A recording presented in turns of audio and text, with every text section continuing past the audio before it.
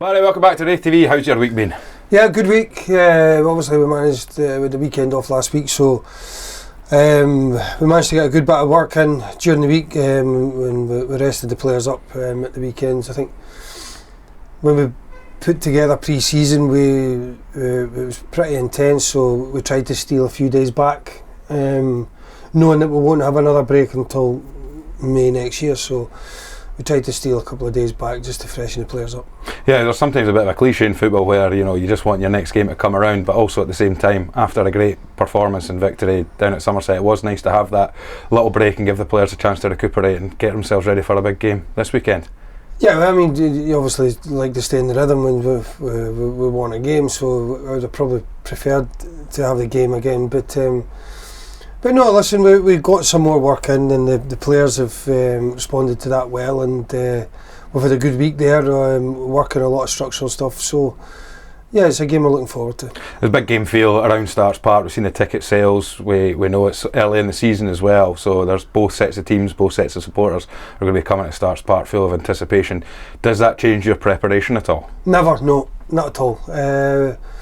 We try and be professional and prep ourselves every time the exact same way whatever team we are playing, so it's maybe some players you get a different feeling about it. It's a derby week or these sort of things, but professionalism, preparation always stays the same for us. And from your own point of view, you've been involved in some big games yourselves. Is it about changing your way or just trying to do things exactly the same? No, I think in every game there's different wee bits that we try and change. We try and tweak a few things in most games that we play, depending on the opposition, what we're coming up against. But no, we generally listen. It's a game that's going to be difficult because we know how good a side Dunfermline are. But it's also one that we are looking forward to as well. It is an early game in the season, an early time for the derby, but are you getting an opportunity to now get a chance to look at other opposition and have a little look at their data and their stats? We know how big a part of the game that is now, but with it being so early, does it change anything? No, I think there's only so much you can look in. There's only so much you can look into teams. But I've always been wanting to have a good look at the opposition. A lot of people say, I do it my way and this is it and I've got my focus, but no, I don't see it like I want to know what I'm coming up against. I need to know what we're coming up against. So I've watched quite a lot of them, and I know they're a dangerous team. They're playing a 3-4-1-2. They've signed some good players. Obviously Neil's a terrific manager.